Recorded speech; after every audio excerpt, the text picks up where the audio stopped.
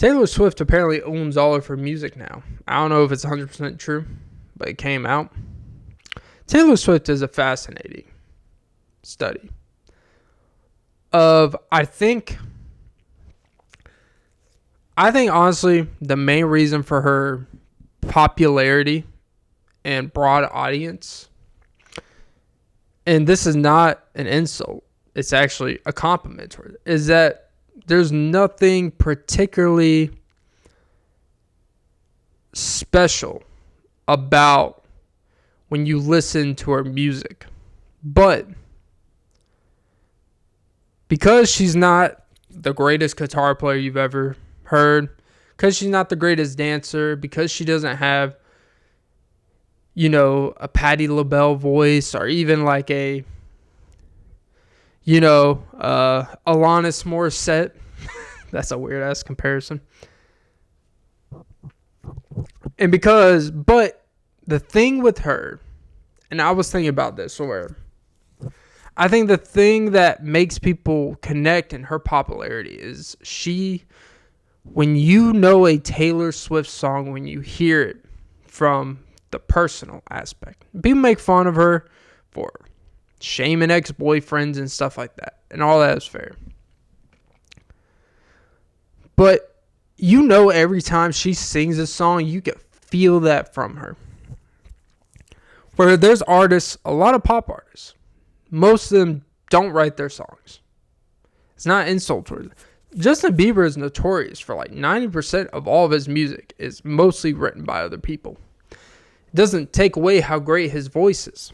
Ed Sheeran has written like 3 of his biggest fucking songs.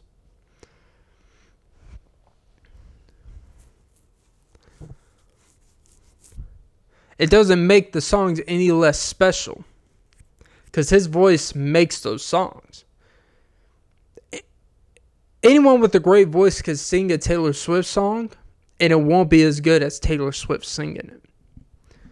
Because there's something, I think people feed off this. Kind of going back to when you listen to podcasts. If you are deeply connected to a person, you can deal with the things they aren't great at, their flaws. And not even to call her flawed by any means. But, with Taylor, when you hear a song from her, it's from her. And you feel that.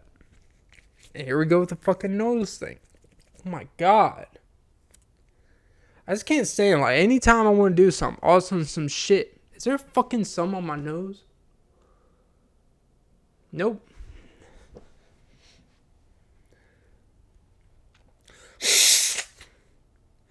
It's so frustrating because it makes no sense.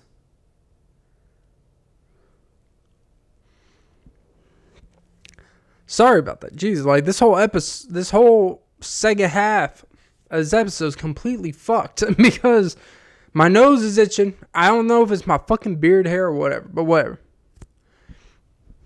Sorry. Let me reset my point here. Taylor Swift is a great artist, right? Beyonce is a great artist too. A lot of her songs are not written by her. It doesn't make her music any less special, but that's the thing that separates Taylor Swift. And we attach the music. And I think when we listen to a song from someone, you can feel it. It's hard to always captivate, and a lot of pop music is meant to mask the personal connection.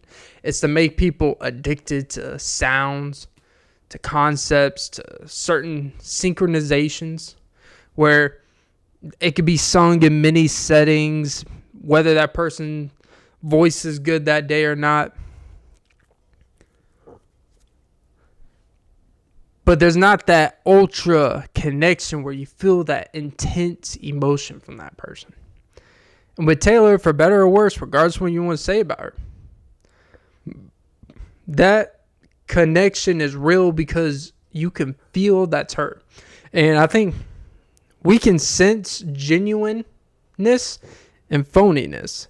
And sometimes phoniness is accepted, Milli Vanilli, where phoniness is accepted when we take it for what it is and there's no real stakes to it.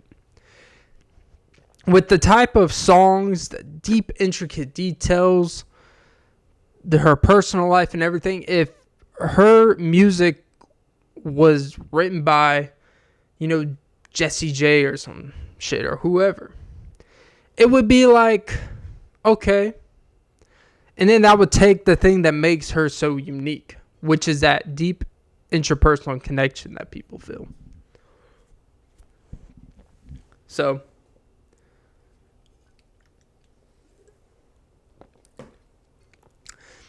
is she an industry plant? I don't know. I think the thing about industry plants, like people are saying Jack Harlow's an industry plant. Like, my belief about quote unquote industry plants is that industry plants over time is not sustainable. A plant is someone where they're not really all that good. And over time, people will feel that, but they serve a purpose for a period of time for whatever may be trending. Like Jack Harlow, whether you like him or not, he's going to be here a while. He's not an industry plant. There's a long history of old music of his. Now, has his taste, stuff he raps about, changed? Like, is his beat selections or musical artistry choices maybe a little catered to try to fit in more mainstream? Yeah, probably. But you still feel that artistry from him, that there's still some unique aspects of him about it. I would love to get Charleston White on this podcast. I don't know why I said that.